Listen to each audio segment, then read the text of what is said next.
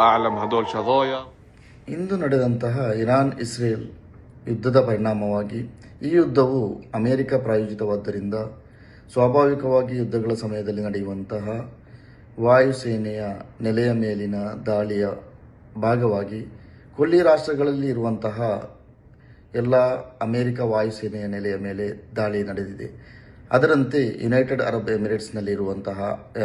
ನಲ್ಲಿರುವ ರಾಜಧಾನಿ ಅಬುದಾಬಿಯ ಅಲ್ದಾಫ್ರಾ ಎಂಬ ನಗರದಲ್ಲಿರುವ ಅಮೆರಿಕ ವಾಯುನೆಲೆಯ ಮೇಲೆ ಕೂಡ ದಾಳಿಯಾಗಿದೆ. ಮಧ್ಯಾಹ್ನ ಸರಿಸುಮಾರು 12:30 ಹೊತ್ತಿಗೆ ನಿರಂತರವಾಗಿ 2 ಬ್ಯಾಲಿಸ್ಟಿಕ್ ಕ್ಷಿಪಣಿಗಳ ದಾಳಿಯಾಗಿದೆ. ಅದರಿಂದಾಗಿ ಓರ್ವ ಏಷ್ಯಾ ನಾಗರಿಕರ ಸಾವನ್ನಪ್ಪಿದ್ದಾರೆ ಎಂದು ವರದಿ ಮಾಡಲಾಗಿದೆ.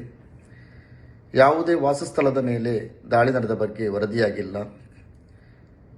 ಯುನೈಟೆಡ್ ಅರಬ್ ಎಮಿರೇಟ್ಸ್ನ ಸೇನಾಪಡೆಯು ಎಲ್ಲ ದಾಳಿಗಳನ್ನು ಎದುರಿಸುವಲ್ಲಿ ಸಶಕ್ತವಾಗಿದೆ ಎಂದು ಅಧಿಕೃತವಾಗಿ ಪ್ರಕಟಣೆಯನ್ನು ಹೊರಡಿಸಿದೆ. ಸಾರ್ವಜನಿಕರು ಯಾರೂ ಗಲಿಬಿಲಿಗೊಳ್ಳುವ ಅವಶ್ಯಕತೆ ಇಲ್ಲ.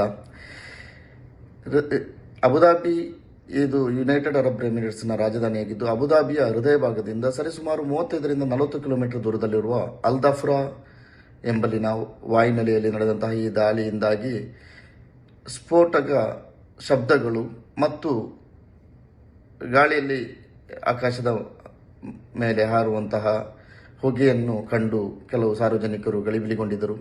ಆದರೆ ಸಾರ್ವಜನಿಕರು ಯಾವುದೇ ಗಲಿಬಿಲಿಗೊಳ್ಳುವ ಅವಶ್ಯಕತೆ ಇಲ್ಲ, ಎಲ್ಲರೂ ಸುರಕ್ಷಿತರಾಗಿದ್ದಾರೆ ಎಂದು ಅಧಿಕೃತ ಮೂಲಗಳು ವರದಿಯನ್ನು ಮಾಡಿದೆ. ಅದೇ ರೀತಿ ವಿಮಾನ ಸಂಚಾರವನ್ನು ರದ್ದುಪಡಿಸಲಾಗಿದೆ. ಬಹುತೇಕ ವಿಮಾನ ಸಂಚಾರವನ್ನು ರದ್ದುಪಡಿಸಲಾಗಿದೆ. ಮುಂದಿನ 1 ವಾರಗಳ ತನಕ ಬಹುತೇಕ ವಿಮಾನ ಸಂಚಾರಗಳನ್ನು ರದ್ದುಪಡಿಸಲಾಗಿದೆ. ಆದ್ದರಿಂದ ಪ್ರಯಾಣ ಬೆಳೆಸುವವರು ಮಗದೊಮ್ಮೆ ಪರಿಶೀಲಿಸಿ ಪ್ರಯಾಣವನ್ನು ಮುಂದುವರಿಸಿ. ಅಲ್ಲದೆ ಸಾರ್ವಜನಿಕರು ಯಾವುದೇ ಊಹಾಪೋಹಗಳಿಗೆ ಎಡೆ ಮಾಡದೆ, ಸುಳ್ಳು ಸುದ್ದಿಗಳನ್ನು ಹರಡಿಸದೆ, ಅಧಿಕೃತವಾಗಿ ಬರುವಂತಹ ಮಾಹಿತಿಗಳನ್ನು ಮಾತ್ರ ಸ್ವೀಕರಿಸಿ ಅದರಂತೆ ಮುನ್ನಡೆಯಿರಿ. ಯಾವುದೇ ಊಹಾಪೋಹಗಳಿಗೆ ಕಿವಿಗೊಡದಿರಿ, ಯಾವುದೇ ಸುಳ್ಳು ಸುದ್ದಿಗಳನ್ನು ಹರಡಿಸದಿರಿ. ಅಲ್ಲದೆ ಭಾರತೀಯ ನಾಗರಿಕರಿಗೆ ಈಗಾಗಲೇ ಅಬುದಾಬಿಯಲ್ಲಿರುವ ಯುನೈಟೆಡ್ ಅರಬ್ ಎಮಿರೇಟ್ಸ್ನ ಭಾರತೀಯ ದೂತಾವಾಸ ಕಚೇರಿಗಳು ತಮ್ಮ ಸಹಾಯವಾಣಿ ಸಂಖ್ಯೆಗಳನ್ನು ಈಗಾಗಲೇ ಪ್ರಸಾರ ಮಾಡಿದೆ. ಯಾವುದೇ ತುರ್ತು ಸಂದರ್ಭಗಳಲ್ಲಿ ಅವರನ್ನು ನೇರವಾಗಿ ಸಂಪರ್ಕಿಸಿ ಮಾಹಿತಿಯನ್ನು ಪಡೆಯಿರಿ ಅಥವಾ ತಮ್ಮ ಸಹಾಯವನ್ನು ಕೇಳಿ. ಓಕೆ, ಈ ಯುದ್ಧದ ವಿಚಾರಕ್ಕೆ ಸಂಬಂಧಪಟ್ಟಂಗೆ ಮಾತನಾಡೋದಕ್ಕೆ ಬಹ್ರೇನ್ನಲ್ಲಿರುವಂತಹ ಕನ್ನಡಿಗ ಸಫಾನ್ ಅವರು ಕೂಡ ಲೈವ್ನಲ್ಲಿ ಜಾಯ್ನ್ ಆಗ್ತಾ ಇದ್ದಾರೆ. ಇದ್ರ ಜೊತೆಗೆ ನಿವೃತ್ತ ಸೇನಾಧಿಕಾರಿ ಲೆಫ್ಟಿನೆಂಟ್ ಕರ್ನಲ್ ಸುನಿಲ್ ಕುಮಾರ್ ಅವರು ಕೂಡ ನಮ್ಮ ಜೊತೆ ಲೈವ್ನಲ್ಲಿ ಜಾಯ್ನ್ ಆಗ್ತಾ ಇದ್ದಾರೆ. ನಾವು ಮೊದಲಿಗೆ ಬಹ್ರೇನ್ನಲ್ಲಿರುವಂತಹ ಕನ್ನಡಿಗ ಅವರನ್ನು ಮಾತನಾಡಿಸ್ಬಿಡೋಣ. ಸರ್, ಹೇಗಿದೆ ಪರಿಸ್ಥಿತಿ? ಭಯ ಪಡುವಂತಹ ವಾತಾವರಣ ಇದೆಯಾ? ಏನ್ ಅನಿಸುತ್ತೆ ತಮಗೆ ಸದ್ಯಕ್ಕೆ? ಆಕ್ಚುಲಿ ನಮ್ಗೆ ಒಂದು ವಾರದಿಂದ ಇಲ್ಲಿನ ಗವರ್ಮೆಂಟ್ ಇಂದ ನಮ್ಗೆ ಏನು ಅಲರ್ಟ್ ಮೆಸೇಜ್ ಗಳೆಲ್ಲ ಬರ್ತಾ ಇತ್ತು. ಮೊಬೈಲ್ಗೆ, ಎಲ್ಲರ ಮೊಬೈಲ್ಗೆ ಕೂಡ ಬರ್ತಾ ಇತ್ತು, ಈ ತರ ಆಗುವಂತ ಒಂದು ಸನ್ನಿವೇಶ ಇದೆ ಅಂತ ಹೇಳಿ. ಯಾಕಂದ್ರೆ ಬಹ್ರೈನ್ ಅಮೆರಿಕದ ಏನು ಇದು ಬೇಸ್ ಇರುವುದು ಬಹ್ರೈನ್ ಅಲ್ಲಿ ದೊಡ್ಡ ಮಟ್ಟದಲ್ಲಿ ಇದೆ. ಅಮೆರಿಕದ ಬೇಸ್, ಸೊ ಸೋಲ್ಜರ್ಸ್ ಅವರ ಶಿಪ್ ಗಳೆಲ್ಲ ಇರುವುದು ಇಲ್ಲೇ. ಸೊ ಅದೊಂದು ಕಣ್ಣು ನಮ್ಮ ಏನು ಇದು ಈ ಅಮೆರಿಕದ ಮೇಲೆ ಯಾವುದೆಲ್ಲ ದೇಶಕ್ಕೆ ದ್ವೇಷ ಇರುತ್ತೋ ಅವರ ಕಣ್ಣುಗಳೆಲ್ಲ ಫಸ್ಟ್ ಬೀಳೋದು ಗಲ್ಫ್ ರಾಷ್ಟ್ರದಲ್ಲಿರುವಂತಹ ಅವರ ಬೇಸ್ ಗಳ ಮೇಲೆ. ಸೊ ಹಾಗಾಗಿ ಇರಾನ್ ಸದಾ ಎಚ್ಚರಿಸುತ್ತಲೇ ಇತ್ತು ಏನು ಅಮೆರಿಕಾಗೆ, ನಮ್ಮ ಮೇಲೆ ಏನಾದ್ರೂ ದಾಳಿ ಮಾಡಿದ್ರೆ ನಾವು ಪ್ರತಿ ದಾಳಿ ಮಾಡ್ಲಿಕ್ಕೆ ರೆಡಿ ಇದ್ದೇವೆ ಅಂತ ಹೇಳಿ. ಸೊ ಹಾಗಾಗಿ ಅವರು ಇವತ್ತು ಮುಖ್ಯವಾಗಿ ಅವ್ರು ಅದನ್ನು ಹೇಳಿದ್ರು, ಎಚ್ಚರಿಕೆಯನ್ನು ನೀಡಿದ್ರು. ಇವತ್ತು ಬೆಳಿಗ್ಗೆ ನಾವು ಎದ್ದು ಒಂದು 10 ಗಂಟೆಗೆ ನೋಡುವಾಗ ನಮ್ಮ ಅಣ್ಣ ಇಲ್ಲಿದ್ದಾರೆ, ಮಜೀದ್ ಬಾಯಿ ಕಲ್ಲಡ್ಕ ಅಂತ ಹೇಳಿ, ಅವ್ರಿಗೆ ಒಂದು ಶಬ್ದ ಕೇಳಿ ನಾವು ಇದು ನಮ್ಮ ಫ್ಲಾಟ್ ಇಂದ ಹೊರಗೆ ಹೋಗಿ ನೋಡುವಾಗ ದೊಡ್ಡದಾಗಿರುವಂತಹ ಶಬ್ದ. ನಾವು ಆಕ್ಚುಲಿ ಇರುವುದು ಬಹರೇನ ಹೃದಯ ಭಾಗ, ಬಹರೇನ ಕ್ಯಾಪಿಟಲ್ ಮನಾಮದಲ್ಲಿ. ನಾವೊಂದು 12 ವರ್ಷಗಳಿಂದ ಬಹರೇನಲ್ಲಿದ್ದೇನೆ.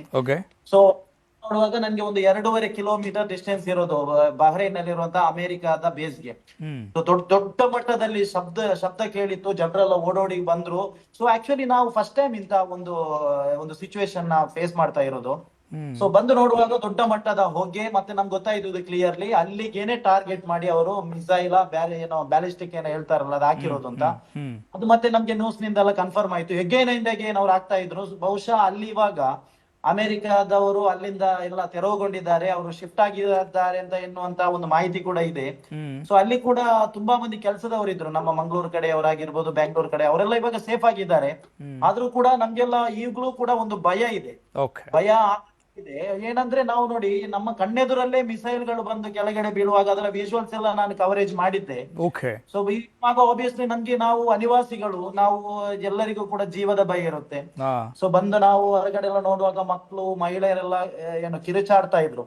ಖಂಡಿತ ನಮ್ಗೆ ಈ ದೇಶದ ಮೇಲೆ, ಈ ಕಂಟ್ರಿಯ ಮೇಲೆ ಇರುವಂತಹ ಭದ್ರತೆಯ ಮೇಲೆ ನಮ್ಗೆ ತುಂಬಾನೇ ವಿಶ್ವಾಸ ಇದೆ.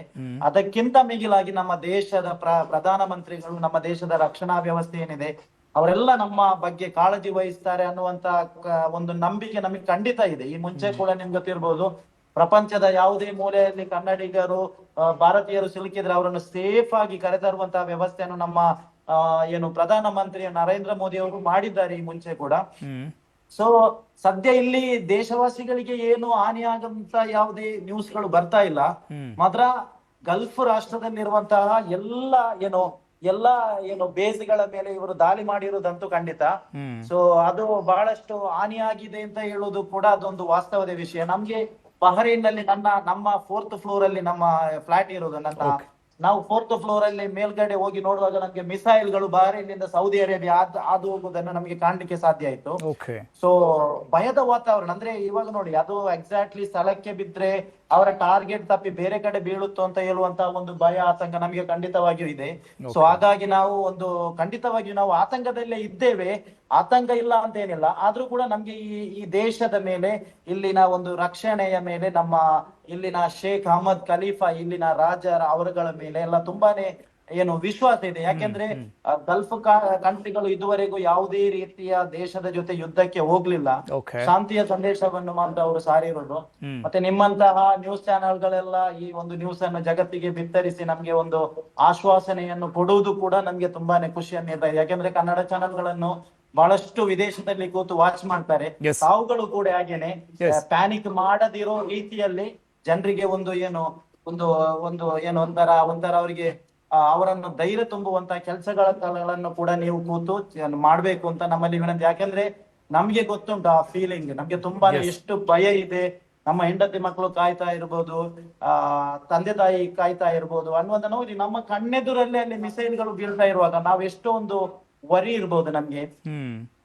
ಹಾಗಾಗಿ ನಮ್ಮ ಸೇಫ್ ಗಾಗಿ ನೀವೆಲ್ಲ ಪ್ರಾರ್ಥನೆ ಮಾಡ್ಬೇಕು ಅಂತ ಕೇಳಿಕೊಳ್ತಾ ಇದ್ದೇನೆ. ಸಫಾನ್ ಮಾತನಾಡಿಸ್ತೇನೆ ನಿಮ್ ಜೊತೆ.